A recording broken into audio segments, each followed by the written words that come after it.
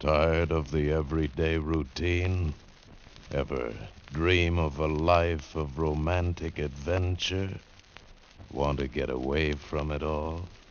We offer you Escape. Escape, designed to free you from the four walls of today for a half hour of high adventure.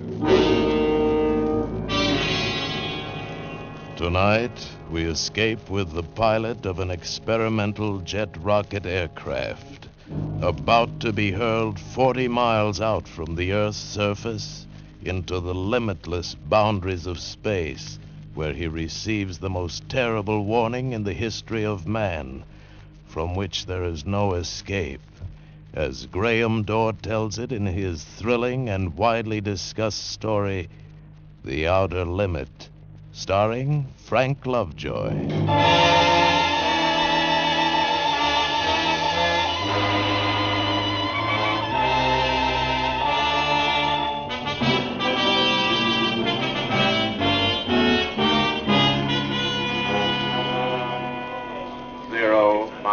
25. 0 minus All right, 25. men. Settle down.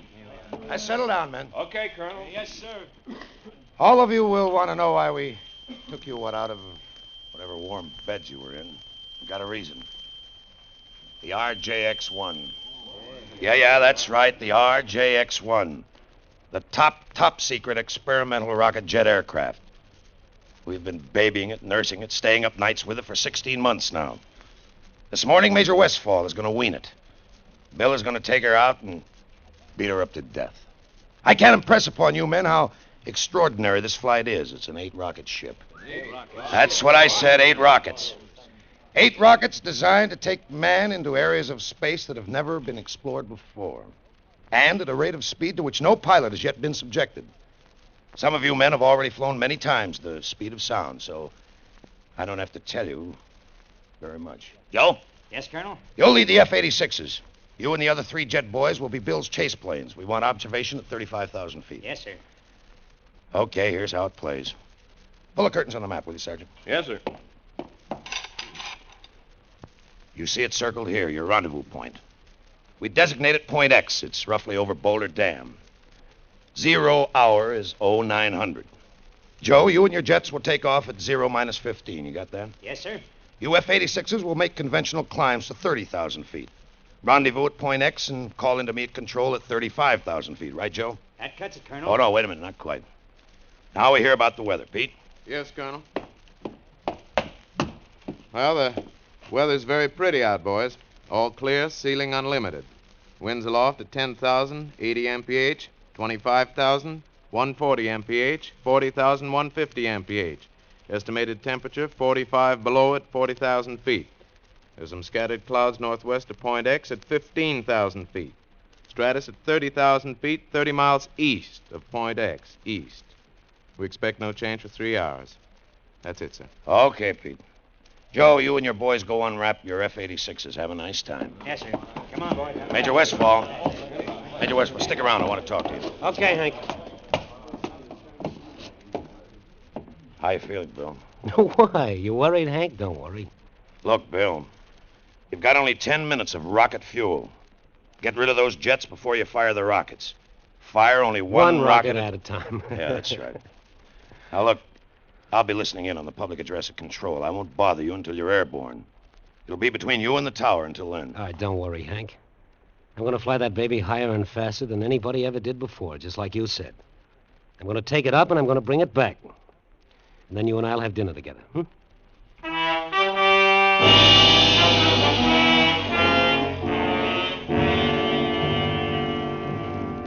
0 minus 3. 0 minus...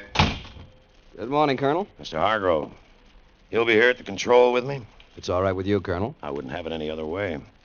You've checked the communications equipment, Sergeant? Oh, yes, sir. Major Westfall's been assigned a special radio frequency of 3970. Good. You'll take care of it, Sergeant. We don't want it to poop out or anything like that, do we? Yes, sir. No, sir. Hargrove, I got a thing on my mind. That boy in the plane you geniuses designed, he's my best boy. It's our best plane, Colonel. It better be. Now it's your turn. What do you got on your mind? Everything's in proper order, Colonel. Recording equipment, the television cameras in the cockpit, everything. Every known scientific device, even some unknown. They've been very We're talking about a man, Hargrove. That's all I really want to get back out of this.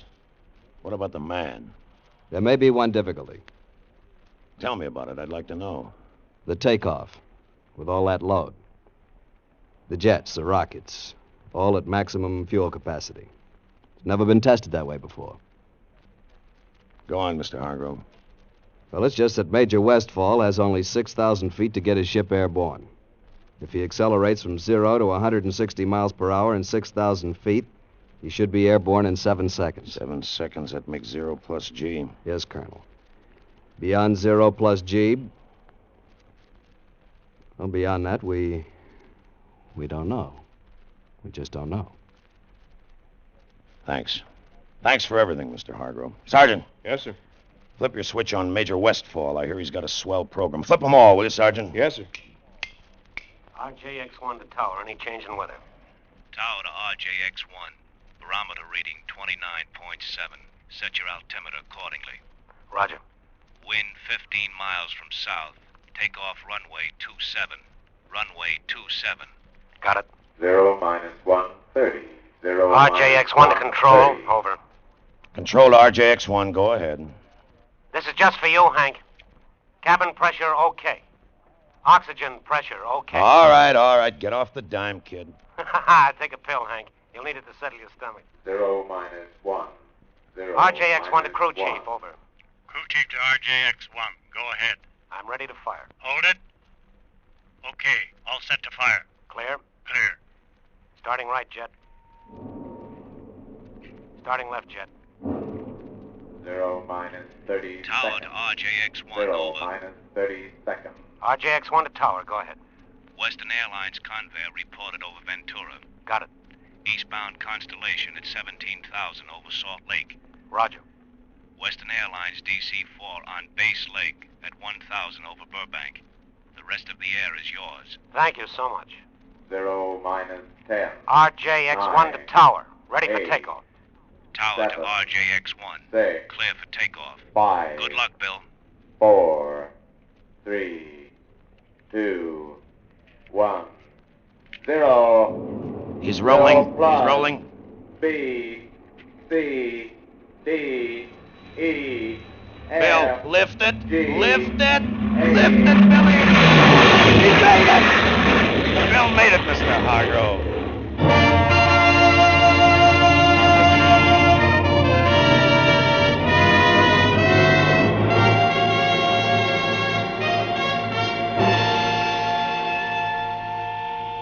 RJX1 to control. RJX1 to control. Come in. Control to RJX1, go ahead. Everything's great, Hank. It's a doll, baby. Hey, you must have been kidding with that takeoff, weren't you? It took that long to get off. That makes it a takeoff. How fast are you climbing, kid? 1,700 a minute, airspeed 550. Retract your landing gear, it'll help. Whoops, sorry. Call me at 20,000.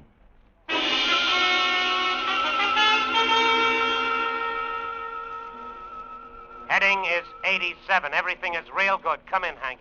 How do you feel? I like it here. Pressure okay? Okay.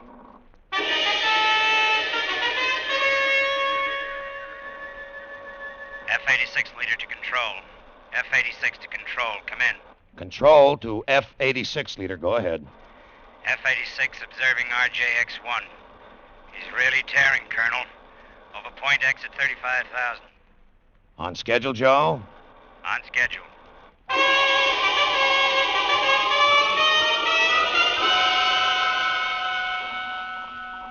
RJX1 to control.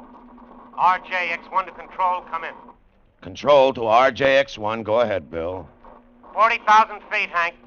Still a down, baby? Still is. Ready to pressurize. Can you hear me okay, Hank? Coming in fine. Pressurized. Ready to prime rocket system in 5 seconds. Primed. Dropping right jet. Dropping left jet. All clear. Good luck, Bill. Firing number 1 rocket. Fired. Oh! Taken back. Firing number 2, rocket. Fired. Hey, honey! Okay, Bill, what is it? Bill! Bill, are you receiving me? Control to RJX-1. Come in. Come in, RJX-1. Hello, Bill. Come in. Control to F-86 leader. Control to F-86 leader. Come in. F-86 leader to control. Go ahead. What about it, Joe? F-86 observing RJX-1. RJX-1 at approximately 60,000 feet, maintaining a heading of north-northwest. I can barely make him, Colonel. Try calling. Okay. F-86 leader to RJX-1. F-86 to RJX-1, come in. Come in, RJX-1, come in. Mr. Hargrove. F-86 to RJX-1. Share it with me, Mr. Hargrove. F-86 to Sit RJX-1. here and run your fingers come through in. your hair and Come in, RJX-1. wait and think about it and share it with me. F-86 to RJX-1. F-86 leader to control. F-86 leader to control, come in. Go ahead, F-86 leader. We've lost him, Colonel. Stay up there, Joe, for as long as you can. What do we do now, Colonel? I just told you, Mr. Hargrove. We wait. You and me, we wait.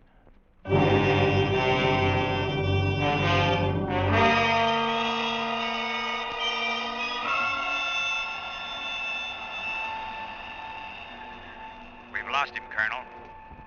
You haven't lost me. I can hear you, Joe. Stay up there, Joe, for as long as you can. Hello? Hello? Hello? I'll try another frequency, Joe. RJX-1 to F-86. Can you make me?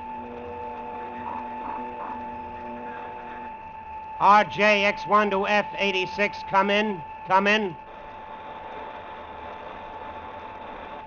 No good, huh? I'll switch back to Channel Charlie.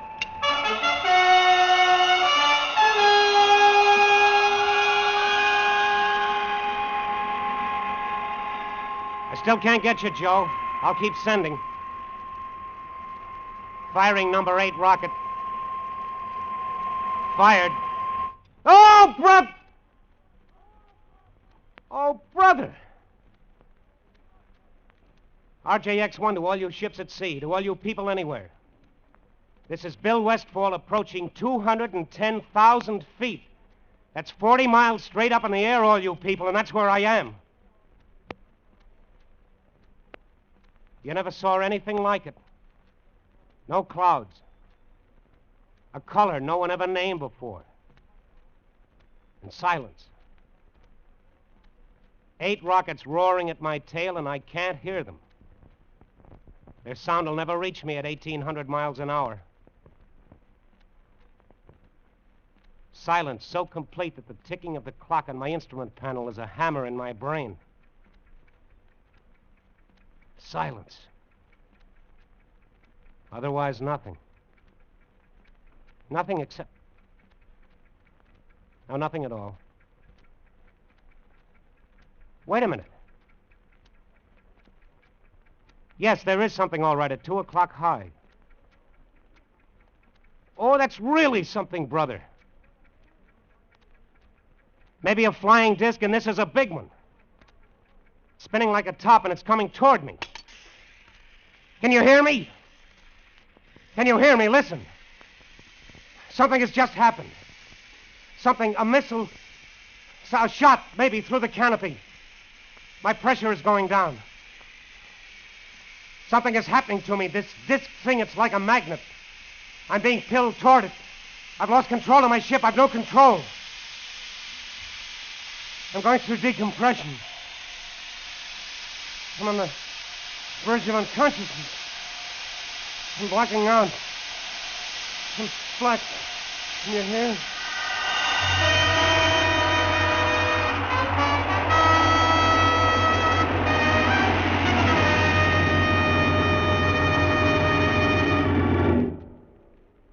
You are listening to The Outer Limits, starring Frank Lovejoy, in another thrilling adventure on Escape.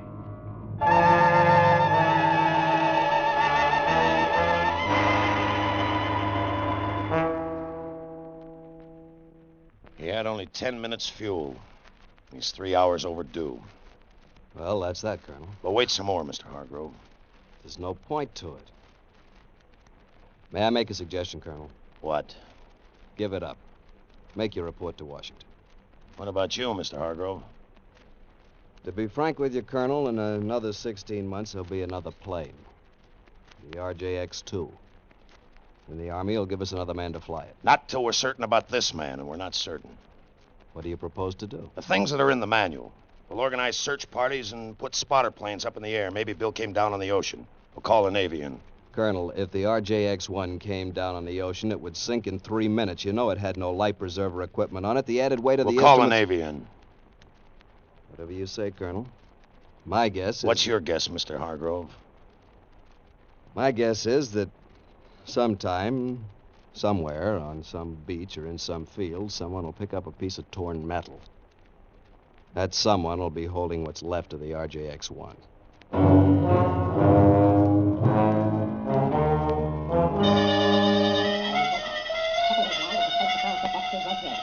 You're aboard that ship now. Am I getting through to you? Can you understand me? But there is no manifestation that we're in communication with him, sir. Try again on a different frequency. Yes, sir. I am Zeglon. You're aboard the Space Patrol ship S2J3. Am I in communication with you? Can you understand me? Are we in contact? Can you understand now what I am saying to you? Yes. Yes, I can understand you. Earthman, your brain is in turmoil, is it not? It has great difficulty in accepting what you see. Yeah. Yes, that's right. Accepted. What you see here exists. All this? This exists? It exists, Earthman. The spaceship you're on exists. Those jet dynamos you see before you exist. Jet dynamos driven by the harnessed power of 1,000 suns. Listen, Earthman. Listen to them.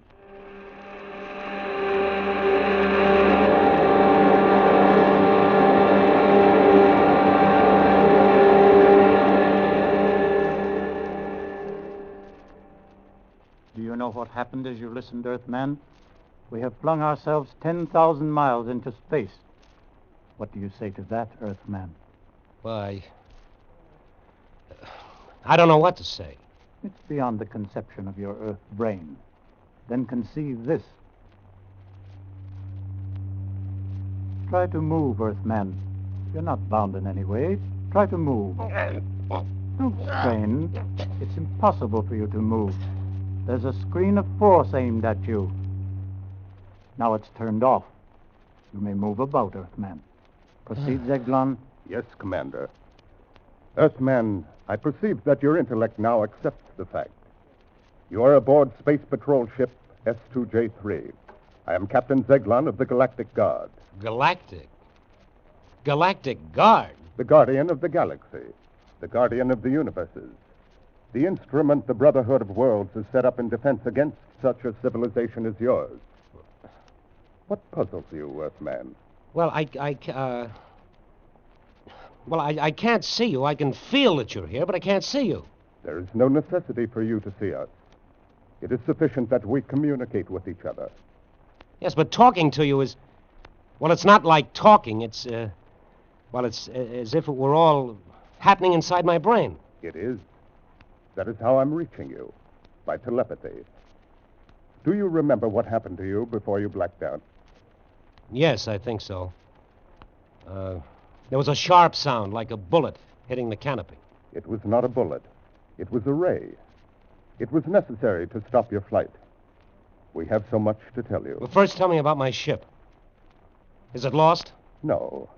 It is such a crude little ship. Crude? Easy for us to repair. It will be returned to you. And you will return to Earth. Because you are the Earth's only hope of survival. Hope of survival? What do you mean? I will show you. What you see on this screen before you is a panorama of your own universe, far greater in scope than an Earthman has ever seen before. Observe. Observe where the line is pointing. Planet 3, Star 5, Galaxy C, Sector K. Is that the Earth? No. That dot, that speck you see revolving in the vastness, is your sun. A star whose surface is 12,000 times that of your Earth. Your Earth is not even visible here. What? How did you know we even existed? That was our problem. We first became aware of your planet when we found atomic dust in the upper atmosphere. We traced it to your Earth. It was that important to you? Quite. We determined that you were setting off atomic bombs. That's why the Galactic Council has quarantined you. Quarantined? I don't understand. How? How are we quarantined? We have sealed off your planet from the rest of space. But we have surrounded it with a force screen. When that screen has accumulated enough particles of atomic dust, your Earth will explode. Your civilization, you, all life will disappear forever. Listen to me, Earthman. Listen. We've had our own wars, wars that almost destroyed our civilization. But we have finally outlawed war throughout space, including Earth. Now listen carefully, Earthman. If you continue to make atom bombs and hydrogen bombs, each many times more powerful than the last, and if you start making war with them, exploding them, it would upset the balance of the entire universe, throw all space into chaos. This, of course, we cannot allow. And the force screen with which we have surrounded the Earth will prevent it by exploding the Earth itself. Remember then, Earthman, if you start an atomic war, the Earth will at once be completely destroyed. Warn them, Earthman. Release him, Zeglan. Yes, Commander. Earthman, you will rise from your seat and open that door. Descend those stairs, Earthman. You will now enter the chamber to your left. There's your ship. Get into it, Earthman. Are you ready? Yes, I'm ready. While we were communicating, the patrol ship has returned to where we picked you up. And now you will be propelled toward Earth. Close your canopy. Open aperture. Warn them, Earthmen! Warn them! Fire!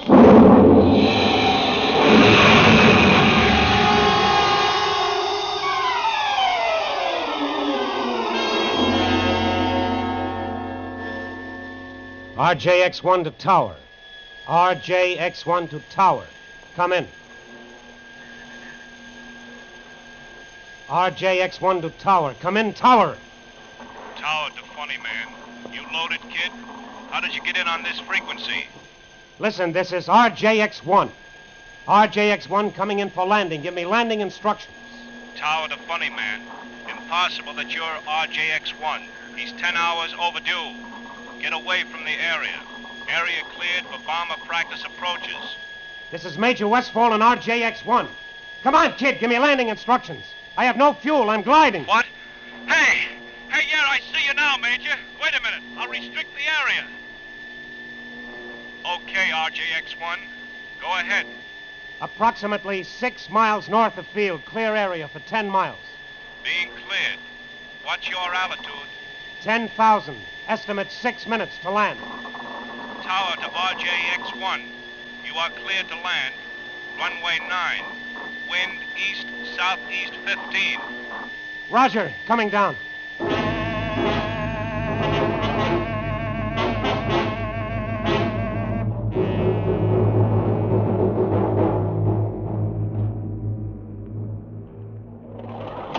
Hi, Hank.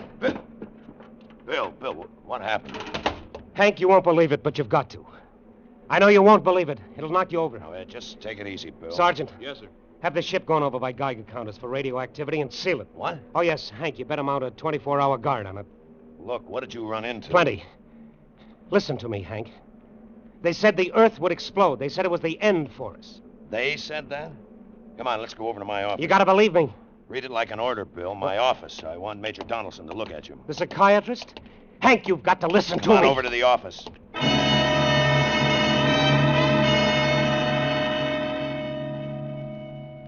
that's the story, Major Donaldson. I see. Well, Hank, you believe it, don't you? Well, Major, what do you think? I'm not sure. Bill, these men from Mars. I didn't say they were from Mars. Did you hear me say anything about men from Mars? No, you didn't. All I'm trying to tell you is this. Whoever those people were, they knew all about us, everything. And they warned me. Our atomic bombs are a danger to the universe. One more, and we're going to be the juiciest galactic 4th of July of all time. Explode, finish, gone. Like that. How do you like it?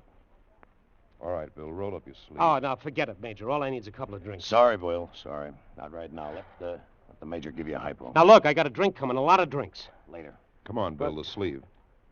You heard him, Bill. All right, yes, all right, if it's an order. Go ahead. There. You'll be okay in a few hours. I'm okay now. Sure.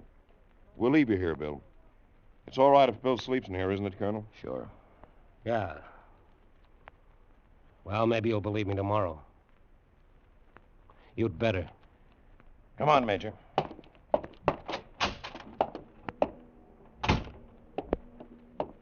He'll be okay by himself, Major? He's been under a strain, but he'll sleep a long time. You better explain it to his wife somehow.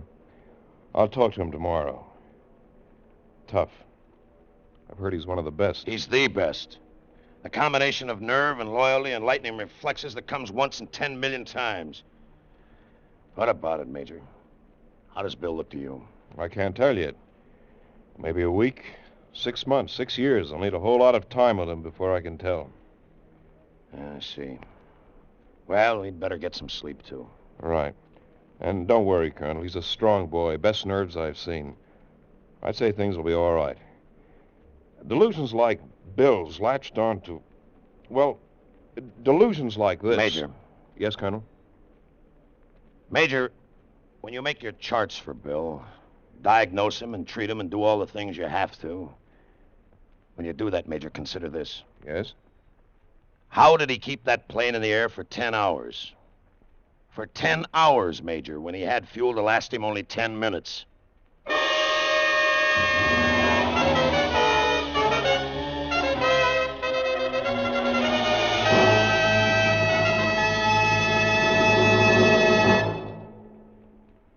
Escape is produced and directed by William N. Robeson, and tonight starred Frank Lovejoy in The Outer Limit by Graham Dorr, adapted for radio by Morton Fine and David Friedkin. Featured in the cast were Charles McGraw as the Colonel, Jeff Corey as Major Donaldson, Stan Waxman as Zeglon, and Ian Wolfe as Zill. Special music was arranged and conducted by Del Castillo. Actual flight details were authenticated by rocket test pilot Gene May, Sergeant Hartley Caldwell of the Air Force Section of the Armed Forces Public Information Office, and by the Douglas Aircraft Corporation. Next week. You were on the Baltic Sea within sight of the Soviet coast, where your Russian wife is secretly waiting to escape with you to England. And on the cold, dark waters behind you, an armed patrol boat is about to discover your small sailing craft. If it does, you will never escape. Next week, we escape with Roger Bax's thrilling and timely tale of a man and woman who dared to defy an entire government in order to be together. 2 if by sea. Goodbye, then, until this same time next week, when once again we offer you Escape. 2 all-star bouts are promised on CBS this Wednesday night. Bing Crosby faces Fred Allen across the CBS mic to battle it out on who's funnier, singers or comedians. And in the second attraction, Gracie Allen and a smashed Bender team up against not-so-gorgeous George Burns and a guilty conscience. This Wednesday also